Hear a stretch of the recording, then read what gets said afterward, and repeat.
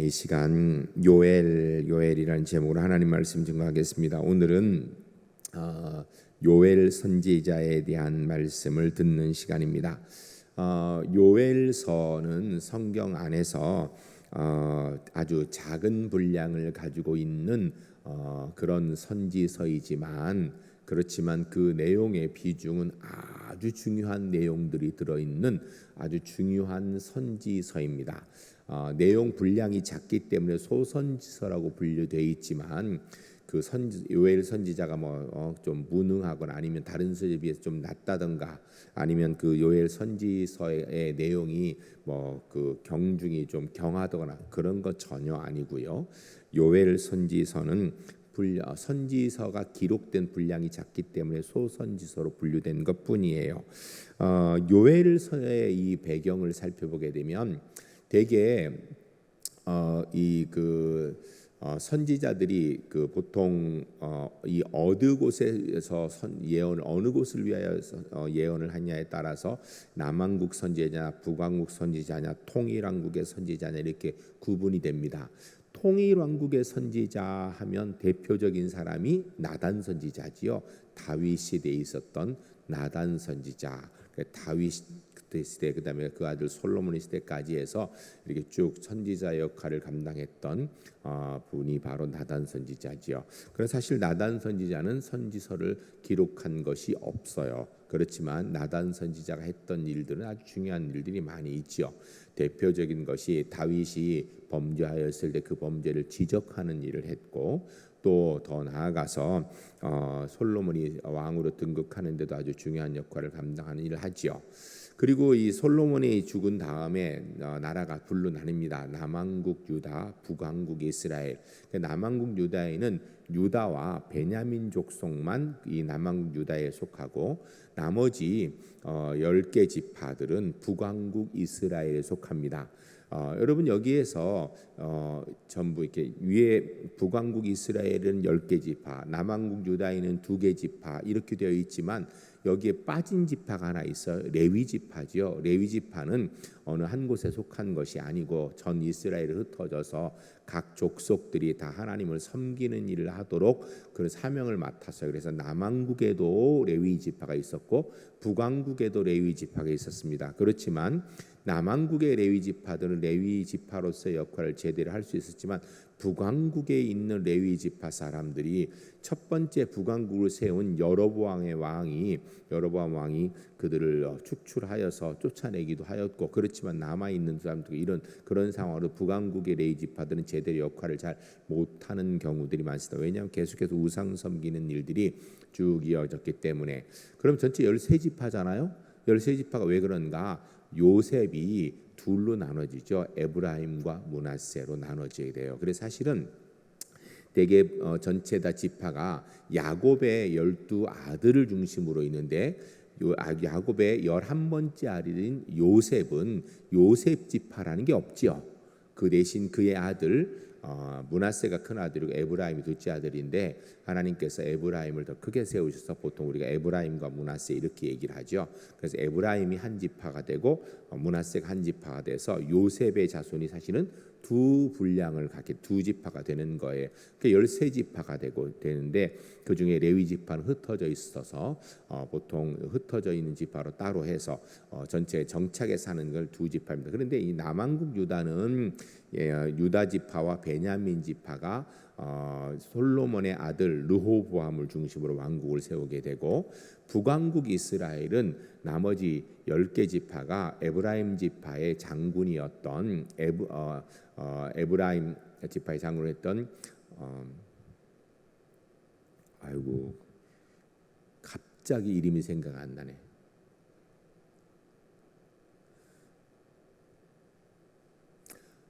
제가 조금 아까도 얘기했던 이름인데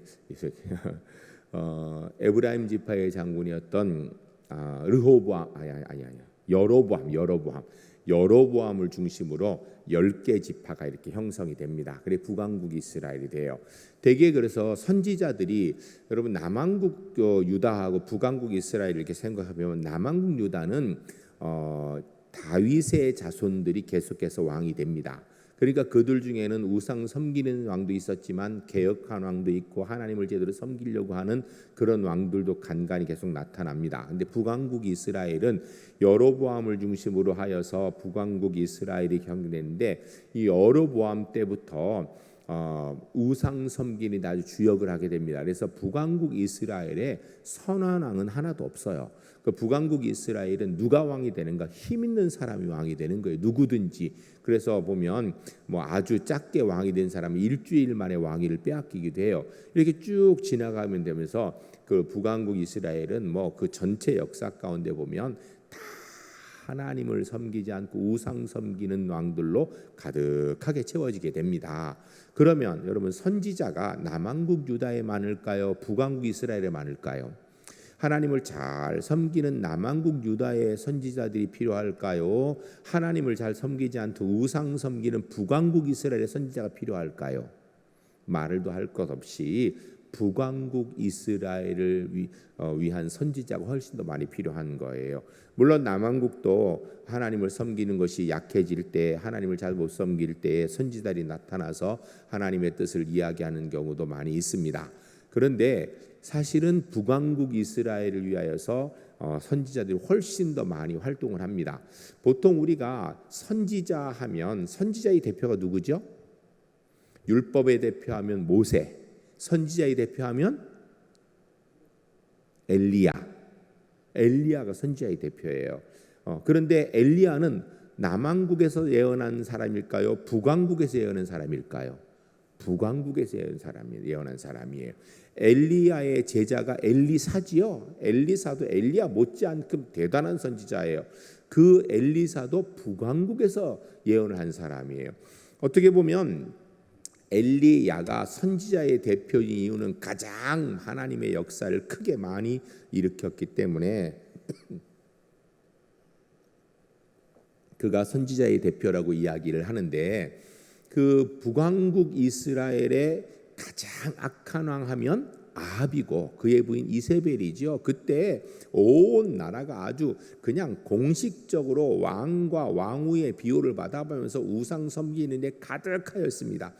가장 우상을 열심히 섬기는 악한 왕의 시대였기 때문에 가장 강력한 선지자인 엘리야라는 선지자가 활동하게 되는 거예요.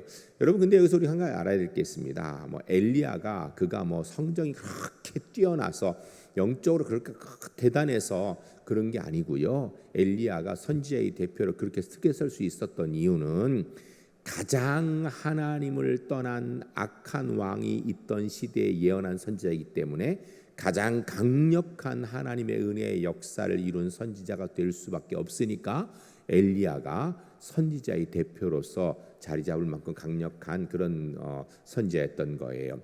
여러분, 여기서 우리가 한 가지 알 것은 하나님의 역사가 언제든지 하나님의 사람들을 통하여 있는데, 여러분, 예수 잘 믿는 사람에게도 하나님의 은혜가 있지만 예수 믿지 않는 사람들을 돌이키게 하기 위해서 하나님의 더 큰 역사와 은혜가 있습니다. 실제로 보면 교회가 이렇게 안정되게 있는 곳에서는요, 그런 나라에서는 성령의 어떤 기적적인 역사들이 그렇게 많이 안 일어납니다. 우리 한국교회도 초대 한국교회는요, 기적의 놀라운 역사들이 많이 있었어요. 그런데 지금 한국교회는 그런 쪽으로 별로 많이 없습니다. 물론 우리가 기도를 덜 하는 것도 있겠지만 지금 한국교회는 기적의 역사보다 더 중요한 것이 말씀 중심으로 잘 자라는 일이 중요하기 때문에 그래요. 그러나 지금도 선교지에 가면, 사탄의 역사가 강한 곳에 가면 보면 성령의 역사도 아주 강하게 일어나는 경우들을 우리가 많이 볼 수 있습니다. 어쨌든 그래서 북왕국 이스라엘이 이렇게 대개 선지자들이 예언을 하는데, 오늘 요엘 선지자, 이 요엘 선지자는 북왕국을 위한 선지자일까요? 남왕국을 위한 선지자일까요? 요엘 선지자는요, 남왕국 유다에서 예언했던 선지자들입니다. 이 요엘 선지서에서 이야기하는 대표적인 주제가 두 가지가 있는데, 하나는 여호와의 날이에요. 여호와의 날은 심판의 날을 이야기하는 것이죠. 심판의 날. 그리고 이 요엘 선지자에 또 얘기하는 것이 뭐냐면 바로 성령에 관한 이야기, 하나님의 영, 성령에 관한 이야기를 합니다. 이 요엘 선지자에서 두 가지를 이야기하는데, 이것들이 누구에게 주어진 예언이냐면 남왕국 유다에 있는 백성들에게. 이 요엘 선지자가 언제쯤 기록되었는가에 대해서는 학자들마다 의견이 좀 분분해요. 정확한 시기를 알지 못해서 그래요. 그런데 일반적으로 아마 요시야 왕 때가 아닌가라는 생각을 하기도 하고 그 근황으로 생각합니다. 그런데 성경에 보면 요시야 왕은 그래도 하나님을 잘 섬기려고 했던 왕이에요. 그런데 왜 그럴 때 이 선지자가 나타나서 여호와의 날을 이야기하는가? 이스라엘 백성들이 하나님의 백성으로 여호와의 날을 제대로 준비하여서 세상에 알지 못하는 사람들에게 하나님에 대해서 증거해야 되는 사명이 있음을 고취시켜주고자 하는 그런 내용이 들어있는 것입니다. 그러기 위해서는 먼저 이스라엘이 하나님 앞에 온전히 회복하고 돌이켜야 되기 때문에 하나님께서 요엘 선지자를 통하여서 이스라엘 유다, 여기서 이스라엘은 유다입니다. 남유다 왕국의 예언을 하게 한 거예요. 그런데 이 예언의 배경이 뭐냐면 오늘 성경에서 잠깐 읽었는데 메뚜기 때가 아주 창궐한 때가 있습니다. 이스라엘 나라는 두 가지를 생업으로 하죠. 하나는 농사짓는 일, 다른 하나는 양치는 일입니다. 근데 양치는 일이든 농사짓는 일이든 메뚜기 때가 나타나서 싹 먹어치워 버리면요, 농사도 안 되고요, 양치는 일도 심각하게 어렵습니다. 한마디로 이야기하면 심각한 타격을 입어요. 아마 그런 일이 현실에서 발생한 것 같습니다. 그럴 때 그 사건을 통하여서 하나님께서 요엘 선지자를 통하여서 말씀하시기를 이렇게 심판 때에 이렇게 일이 있을 것이다. 그러니 정신 바짝 차려야 된다는 것을 말씀해 주는 내용으로서 회개를 촉구하고 있는 것입니다. 여러분, 오늘 본문의 배경이 되고 있는 가장 중요한 개념인 회개. 회개라는 건 도대체 뭔가? 회개는요, 첫 번째로 죄에 대한 한탄함, 죄가 잘못되었다, 가슴 아픈 일이다라는 탄식이 있어야 됩니다. 야, 이게 잘못됐구나, 이러면 안 되는데라는 탄식이 있어야 돼요. 이게 회개의 시작입니다. 그리고 두 번째는 이게 잘못되었다라고 알았으니 그다음 어떻게 해야 돼요? 돌이켜야죠. 그 길에서 돌아서야 되는 것입니다. 그 길에서 돌아서지 않으면 회개가 아니에요. 야, 이게 잘못됐구나, 문제가 있구나, 이게 정말 심각해, 어려워라고 얘기하고 그대로 머물러 있으면 그 회개 아닙니다. 회개는 죄가 죄인 줄, 심각한 문제인 줄을 깨닫고 그 다음 단계는요, 돌이키는 겁니다. 그곳으로부터 방향을 트는 거예요. 틀어야지 회개가 되는 거예요. 그런데 방향을 틀고 가만히 있으면 회개가 저절되는가? 아닙니다. 회개는 죄 용서함을 구하는 거죠. 죄 용서함은 하나님께만 있는 겁니다. 그래서 회개는요, 반드시 방향을 틀어서 하나님께 나아가야 되는 거예요. 여기까지가 회개입니다. 우리가 보통 일반적으로 회개할 때 회개라는 거, 내가 잘못했구나 깨달으면 회개인 줄 아는데요, 그렇지 않다라는 거예요. 회개는 죄인 것을 알고 그 죄로부터 방향을 틀고 그리고 거기 머물면 안 되고요, 하나님께 나아가는 것까지 가야 회개인 거예요. 이게 회개입니다. 다시 한번 말씀드리겠습니다. 한번 따라하겠습니다. 회개란 죄를 깨닫고 죄로부터 방향을 틀고 하나님께 나가는 것입니다. 다시 한번, 이거 중요한 원리니까요, 꼭 기억했습니다. 회개란 죄를 깨닫고 죄로부터 방향을 틀고 하나님께 나가는 것입니다. 할렐루야. 꼭 기억하시기 바랍니다. 이게 요엘 선지자를 통해서 얘기한 회개의 방법이에요. 그러나 이게 요엘 선지자만 해당하는 것이 아니라 모든 그리스도인, 성경에서 얘기하는 회개의 기본 원리가 바로 이것입니다. 죄가 무엇인지를 알고 죄에 대한 한탄함, 죄에 대한 심각성을 알고 죄로부터 방향을 틀어서 머무는 것이 아니라 하나님께 나아가는 것. 그러니까 회개는 하나님께로 나아가는 것. 그래서 용서는 하나님으로만 받던 거예요. 여러분, 우리가 아무리 내가 잘못했구나 깨달아도요, 하나님 앞에 나가 용서 안 받지 않으면 소용없는 거예요. 죄의 용서는 하나님의 선포에, 하나님의 특별한 은혜에 해당한다라는 것입니다.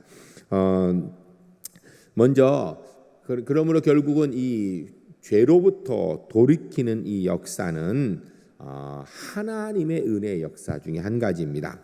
하나님은 자기 백성이 자신의 죄를 슬퍼하게 하는 은혜를 베풀어 주십니다. 여러분, 사람이 죄를 지었을 때 이게 죄인구나, 이거 이렇게 하면 안 되는구나 라는 것을 가슴 깊이 느낄 수 있는 것이요, 두 가지가 있죠. 첫 번째는 양심이라는 것이 있어요. 사람은 하나님의 성품, 하나님의 형상을 가진 존재이기 때문에 양심이라는 것이 있습니다. 사람 외에는요, 양심이라는 것을 가지고 있는 존재가 이 땅에 없습니다. 양심은 사람만 가지고 있어요. 하나님의 형상대로 지음받은 결과로 사람만 양심이라는 게 있어요. 그래서 죄책감을 가집니다. 그러면 짐승들이 죄책감 갖는가? 안 갖습니다. 이 세상에서 죄책감을 갖는 유일한 존재가 이게 사람이에요. 양심이라는 것이 있기 때문에 그래요. 그런데 이 양심이 성경에 보면 죄인은 화인을 맞았다 그러죠. 그래서 죄로 인하여서 그 죄가 얼마나 심각한 건지에 대해서 계속해서 느끼는 것이 아니라 사람은 기가 막히게 이 화인 맞은 양심이 어떤가? 죄를 지었는데 그 죄에서 첫 번째 죄를 딱 지었을 때는 그게 심각하게 느껴지는데 시간이 좀 지나서 그곳에 계속 있다든지 아니면 그 죄를 반복하든지 하면요, 그 다음부터는 마음속에 죄가 아닌 것 같다라는 자꾸 합리화가 되어지고요, 그 양심이 점점 무뎌져서 죄를 죄로 생각하지 않습니다.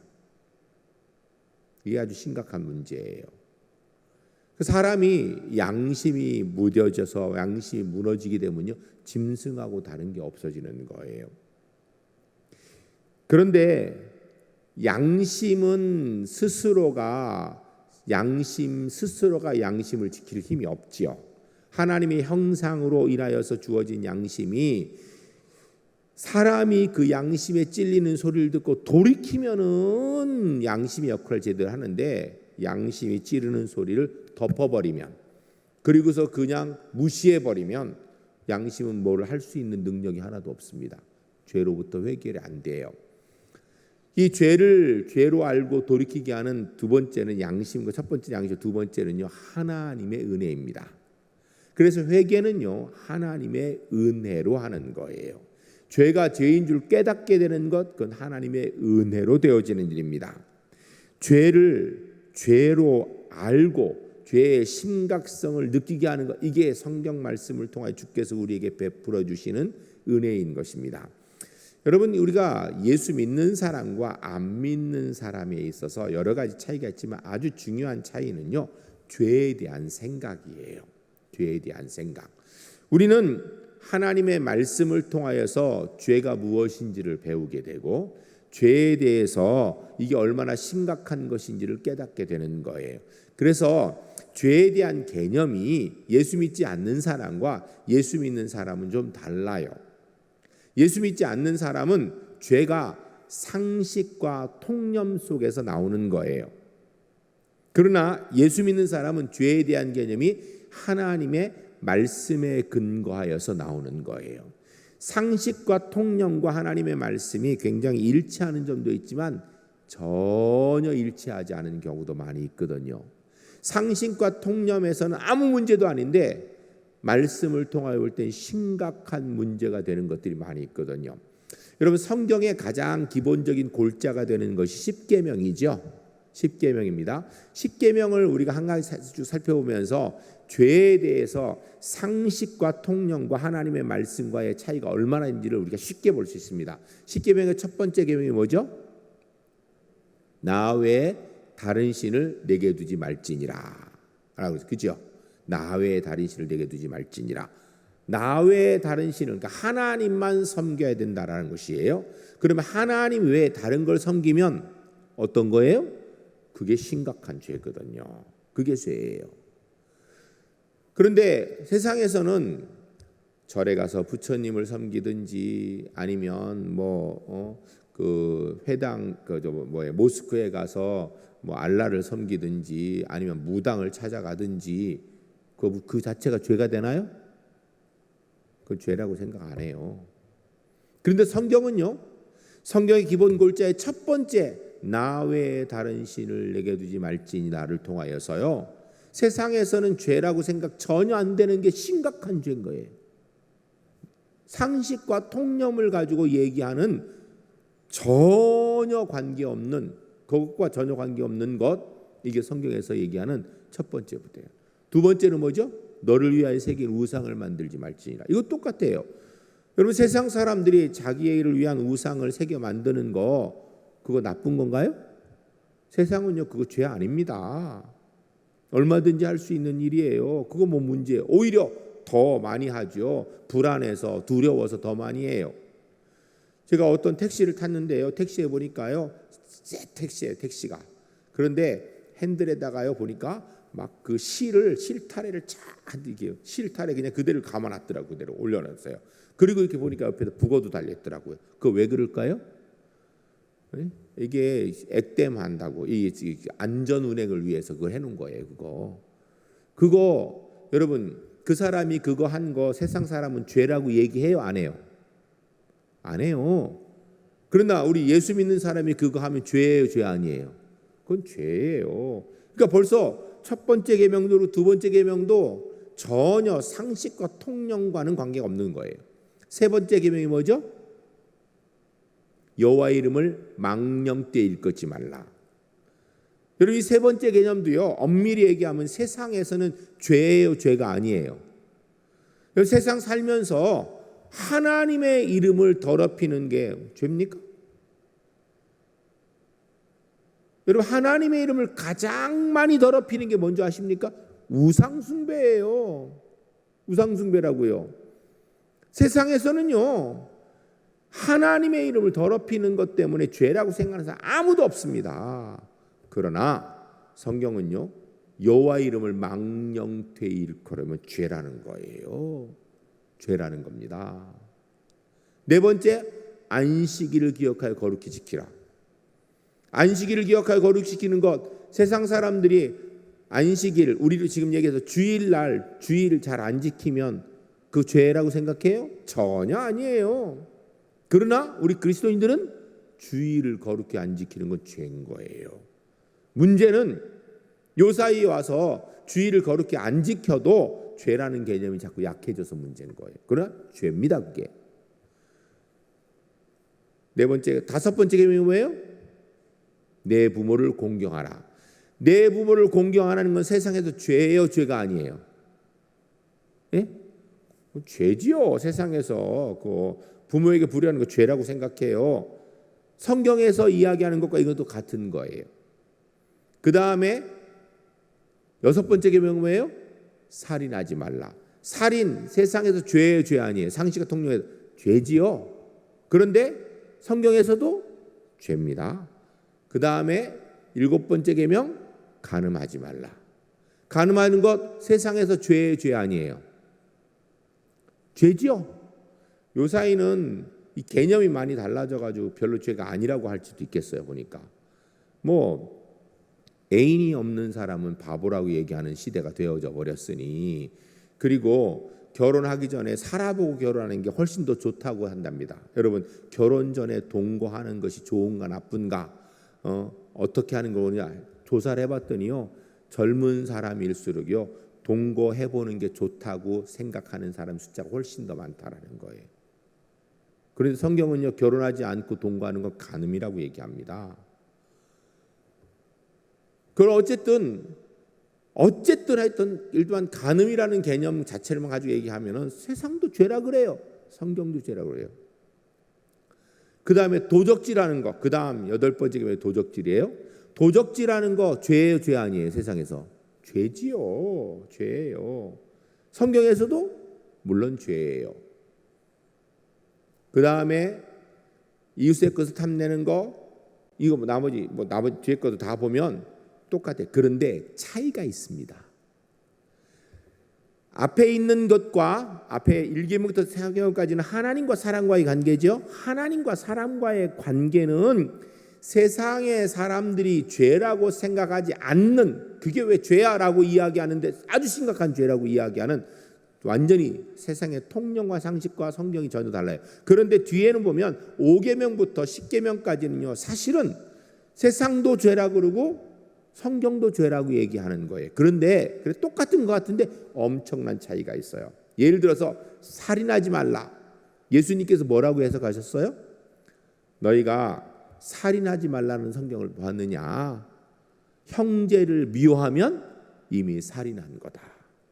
이렇게 얘기했어요. 그러니까 세상 사람들에게 여러분 형제를 미워하는 게 물론 안 좋지만 그게 살인죄는 아니죠. 성경은요 그걸 살인죄로 본다라는 거예요. 여인을 보고 남자를 보고 음욕을 품으면 간음한 것이다. 이웃의 것을 보고 탐하는 마음이 생기면 도적질한 것이다. 성경 그렇게 얘기해요. 그러니까 세상의 개념보다 통념보다 같은 죄라고 이야기하지만 그 죄에 대한 내용의 깊이가 엄청나게 차이가 있는 거예요. 그래서 엄밀히 얘기하면 하나님의 사람들에게 있어서 하나님의 사람인 저와 여러분에게 있어서 죄에 대한 개념 자체가 세상과는 사실은 많이 달라요. 물론 우리가 세상이 가지고 있는 죄의 개념 정도도 못 지키는 그런 그리스도인도 있겠지요. 그렇지만 그게 우리의 목표가 아니에요. 세상의 개념, 통념, 상식 정도 죄 그게 우리의 목표가 아니라 우리는 말씀이 이야기하는 대로 하나님의 뜻을 따라 순종하는 것이 우리가 이 땅에서 삶을 살아가는 기준이 되어야 된다는 것입니다. 그런데 그 죄가 저절로 깨달아지는가?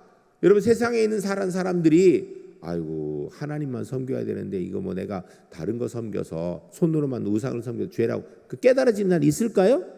없습니다. 형제를 미워하면 살인한 거야. 내가 미워하면 이거는 살인죄야. 이거 이렇게 생각하는 깨달음이 있을까요? 전혀 없습니다. 오직 하나님의 말씀에 의하여서 하나님의 은혜로 하나님이 말씀하는 성경의 죄의 기준들이 배워지고 알아지는 거예요. 그래서 회개는요 엄밀히 얘기하면 하나님께서 하나님의 백성에게 죄가 죄인 줄 알게 하는 은혜로부터 시작되는 거예요. 예수 믿는 사람이 이제 처음 교회 온 사람이 이제 예수 믿고 나는데 그 어느 순간에 막 죄가 깨달아서 회개하는 건요. 그거는 하나님께서 주시는 은혜예요, 은혜. 내가 예수 믿었으니까 이제는 회개해야지. 이렇게 자기 의지를 가지고 하는 것이 아니라요. 은혜지요. 죄가 죄로 알아지는 것이. 이게 하나님께서 하신 일입니다. 하나님께서 하나님의 사람에게 하시는 아주 중요한 역사가 바로 자기 백성이 자기의 죄를 슬퍼하고 죄인 줄 알게 하는 것입니다. 여러분 신앙생활하는 가운데 말씀 읽는 가운데 기도하는 가운데 죄가 죄인 것이 깨달아지면 하나님의 은혜인 줄로 믿으시기 바랍니다. 하나님께서 요엘 선지자를 통하여서 이스라엘 백성들에게 그걸 지금 가르치시는 거예요. 이스라엘 백성들에게 그들이 이 요엘 선지자가 예언을 할 때 메뚜기가 와서 전체를 싹 쓸어가니까 온 나라가 정말 먹고 살기 힘든 어려운 상황이 되어졌을 때 그 사건을 통하여서 요엘 선지자를 통하여서 하시는 말씀이 무엇인가? 너희가 죄 지은 것에 대한 심각성을 깨달아야 된다라고 말씀해 주고 계시는 거예요. 요엘 선지자가 바로 그 일을 하는 겁니다. 그리고 두 번째로 하나님께서는 죄를 깨닫고 회개하는 하나님 백성이 회개하고 하나님께로 돌아오도록 하시는 거예요. 왜 하나님께로 돌아가야 되는가? 이유는 죄인은요 스스로 죄를 해결할 수 있는 방법이 없습니다. 만일 우리가 우리 스스로 죄를 해결할 수 있는 능력이 있고 죄를 해결할 수 있는 방법이 있다면 꼭 하나님께 갈 필요가 없지요. 내가 해결하면 되지요.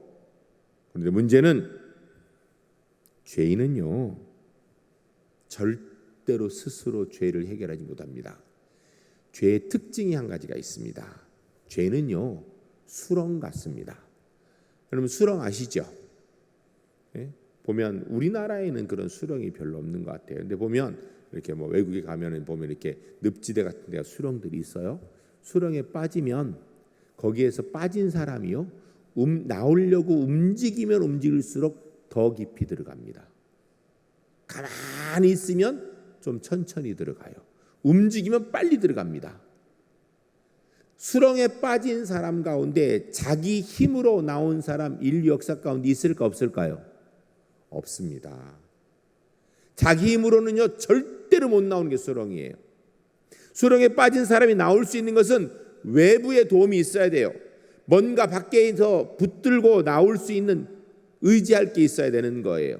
외부에서 누군가 손을 내밀어 주든지 아니면 뭔가 붙들 게 있어야지 수렁에 빠져나올 수 있어요. 절대로 혼자 못 나옵니다. 수렁에서 아무리 헤엄을 잘 쳐도요 못 나옵니다. 아무리 천하장사 힘이 있어도 못 나옵니다.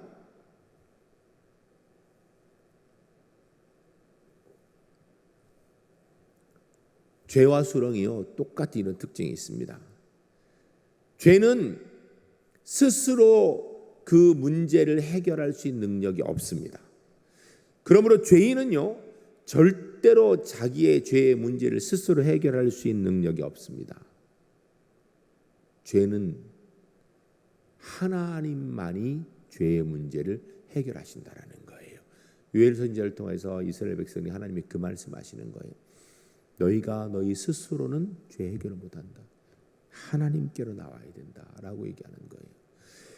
회개하고 돌이키게 하는 가장 중요한 이유는 하나님 외에는 죄를 해결할 수 있는 분이 없기 때문이에요. 여러분 아마 이렇게 수렁 이야기를 했기 때문에 이렇게 오해하는 분도 계실 거예요. 누가 빠져 있으면 안 빠진 사람이 손 내밀어서 붙들어주면 되는 거 아니냐고.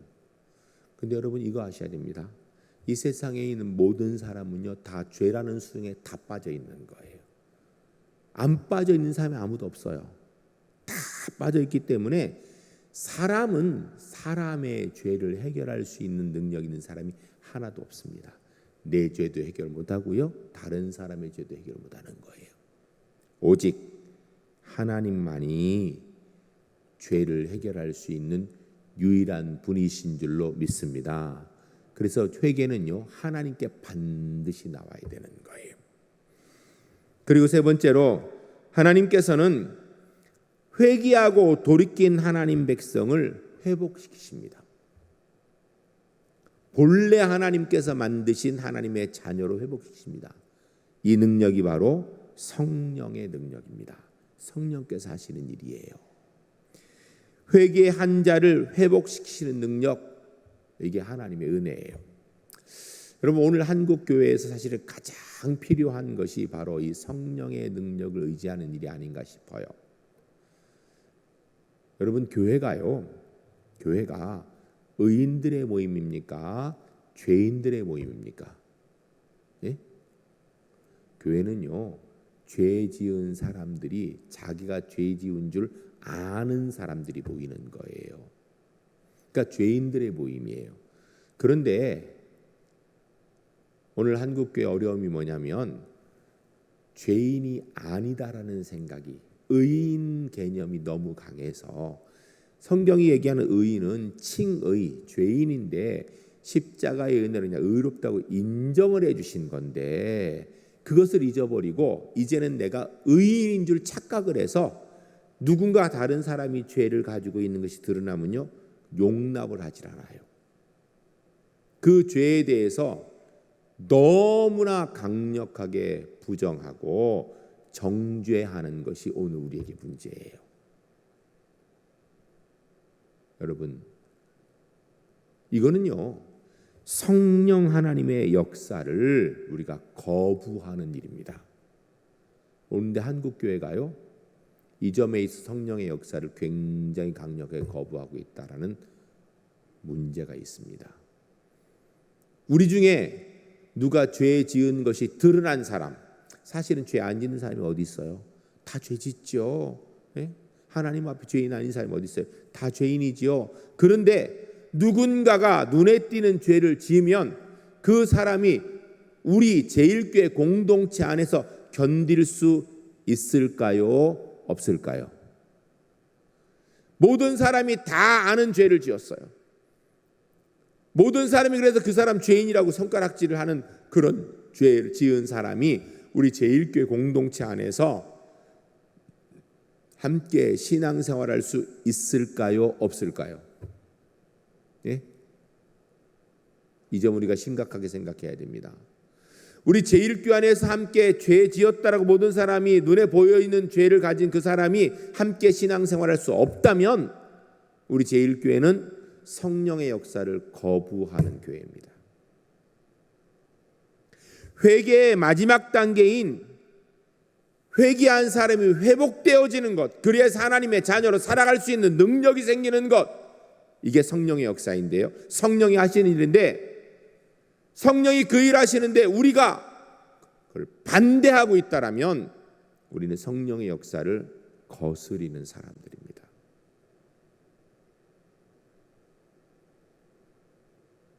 여기 아주 심각하게 생각해야 될 문제가 있어요. 이 점은요, 요엘 선지자가 지금 예언을 하고 있는 유대 공동체에서도 동일한 점이었습니다. 왜 용납 못하는가? 유대 공동체에서 죄 지은 사람을 왜 용납 못했을까요? 자기들은 의인이라는 생각 때문이에요. 가장 대표적으로 유대인들이 사마리아인을 용납하지 않았습니다. 이유는 그들의 개념에 있어 죄인이라는 거예요. 근데 하나님 보실 때 유대인이나 사마리아인이나 다 죄인인데, 하나님 보실 때 도토리 키재기인데, 유대인들은 사마리아인을 정죄하고 그들의 공동체 안에 들어오는 걸 막고 발도 못 붙이게 했거든요. 여러분, 우리는 죄인이 회개하고 회복되도록 하시는 성령의 역사를 돕는 교인입니까? 돕는 교회입니까? 아니면 성령의 역사를 막고 성령께서 역사하시는 일을 오히려 방해하는 교회입니까? 심각하게 고민했으면 좋겠습니다. 저는 우리 울산 제1교회가 어머니 교회라는 말이 참 좋습니다. 근데 어머니 교회는요, 감싸 안고 사랑하고 희생하고 헌신하는 데에서 어머니 교회가 나오는 거지요. 내 것만 챙기고 나 잘났다고 하는 데서 어머니 교회가 나오는 건 아닌 것 같아요. 다른 교회에서는 회개한 죄인이 그곳에서 신앙생활 도저히 못하는 사람도 우리 제1교회에 오면 어머니 교회로서 넉넉함이 있기 때문에 성령의 역사의 은혜에서 온 교회가 함께 동참하고 있기 때문에 회개한 죄인이 신앙생활하는데 문제없는 교회가 우리 울산 제1교회가 될 수 있기를 주의 이름 간절히 축복합니다. 얘기 하나만 하고 말씀을 마치겠습니다. 어느 남매가 살았는데 아버지 어머니가 일찍 돌아가셨어요. 누나와 남동생을 하는데 누나가 남동생을 먹여 살리고 학교 공부를 시키려고 그러니까 아무리 발버둥치 일을 해도 동생을 공부시킬 능력이 없는 거예요. 먹고 살기도 힘든데 그냥 간신히 먹고 살기도 너무너무 힘든 거예요. 그러다 보니까 이 누나가 안 해야 될 일을 하게 된 거예요. 보니까 그래도 좀 벌을 수 있는 게 몸을 파는 일이었어요. 몸을 팔아서 동생을 먹여 살리고 학비를 줘서 학교를 다니게 했습니다. 이 누나가 몸 파는 거 좋아하는 거 아니고요. 동생도 누나가 몸 파는 거 원하지 않습니다. 그러나 살 길이 없으니까. 그래서 어쨌든 동생을 공부를 시켜서 대학을 졸업했습니다. 대학 졸업하고 동생이 좋은 직장에 취직했습니다. 취직하고 나서 첫 번째 월급 딱 받으면서 동생이 누나한테 얘기했어요. 누나, 이제는 그 일 안 했으면 좋겠어. 그러니까 누나도 그 일 원해서 한 거 아니거든요. 그래, 우리 이제는 그만하자. 그래서 이제 그곳에서 다른 곳을 이사를 갔습니다. 집으로 옮겼어요. 왜? 그가 했던 일들을 아는 사람 주변에 오니까 이제는 새 삶을 살기 위해서 이사를 가서 두 남매가 너무 행복하게 잘 살았습니다. 넉넉지 않으니까 어느 집에 옥탑방에 방을 얻어가지고 남매가 같이 살았어요. 그런데 마침 그 그 옥탑방 밑에 주인 아주머니가 교회 다니는 분이었어요. 그래서 이분이 보니까 남매가 너무 성실하게 착하게 살아, 예뻐, 자기 자식 같은 생각이 들어요. 근데 예수를 안 믿어. 그래서 어떻게 전도를 했습니다. 교회 가자고, 예수 믿어야 된다고. 너무 아주머니 주인한테 잘해주니까 그 아주머니가 저렇게 좋은데 그분이 교회 가자라면 교회 가면 좋을 것 같은 생각이 들어서 이 남매가 교회를 왔습니다. 등록을 해서 교회 다녀보니까 너무 좋아. 사람들이 너무 잘해줘.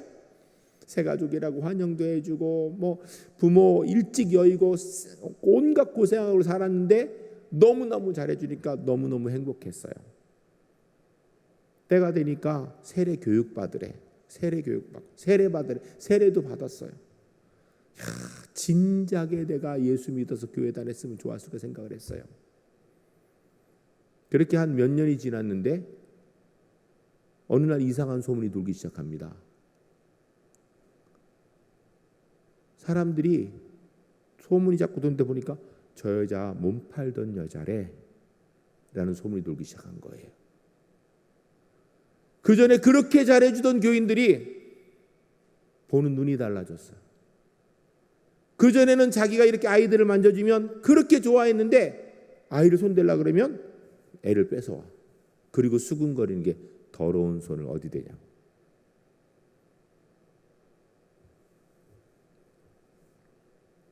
도저히 그 교회에 더 이상 있을 수가 없었어요. 교회로 옮긴 게 아니라 이사를 갔습니다. 다시. 왜냐하면 그곳에 살아 안 될 것 같아요. 또 이사를 갔어요. 이사를 갔는데 이사를 갔지만 그래도 교회 다니는 게 있으니까 신앙이 생긴 거죠. 그래서 다시 교회를 등록했어요. 그 교회에서 역시 따뜻하게 맞이해주고 너무너무 잘해줘서 행복하게 신앙생활하는데 이놈의 말이 얼마나 소문이 빨리 쫓아오는지 2년도 안 돼가지고 그곳에 또 소문이 돌기 시작합니다. 저 여자 어떤 여자래. 교인들이 얼굴이 달라졌습니다. 대하는 게 달라졌어요. 도저히 살 수 없어서 다시 이사를 갔습니다. 이사를 간 그곳에서 다시 교회를 등록했는데 똑같은 일이 발생한 거예요. 이 남매가 이제 둘이 앉아서 이제 우리가 더 이상 갈 데도 없고 교회도 이제는 못 다니겠고 그냥 우리 죽자 이래서 둘이 자살을 했습니다. 세 번째 등록한 교회에서 목사님이 이 남매를 장례하면서 그 내용을 다 알고 장례 설교에 이렇게 설교했답니다. 나는 교회에서 양을 치는 목자인 줄 알았는데 그래서 우리 성도님들이 양이라고 생각했는데 보니까 이리가 득실득실해서 물고 뜯어가지고 결국은 이 두 사람이 이렇게 자살할 수밖에 없노라고 그렇게 설교했다고 합니다. 여러분, 우리 교회는 어떨까요? 성령께서 회개한 죄인, 여러분 죄는요 종류가 따로 있는 게 아니에요. 이 죄는 용서할 수 있고 이 죄는 용서 못하고 그런 게 어디 있습니까? 회개하였으면 어떤 죄인이라도 용납되어지는 것이 교회이고요. 어떤 죄인이라도 돌이켜서 회복될 수 있어 하나님의 사람으로 설 수 있는 것, 이게 성령의 역사입니다. 우리 교회는 이 성령의 역사에 동참하는 교회가 반드시 될 수 있기를 주의 이름 간절히 축복합니다. 회개한 죄인이 하나님을 섬기고 신앙생활하는데 문제가 없는 교회. 전 울산에서 그런 교회가 있어야 된다면 전 우리 제1교회라고 생각합니다. 왜? 어머니 교회니까. 그 일은 목사님 혼자 하는 거 아니에요. 장로님 혼자 하는 게 아니에요. 온 교회가 이 성령의 역사에 한마음 되어 움직여야 가능한 겁니다. 기도하시겠습니다.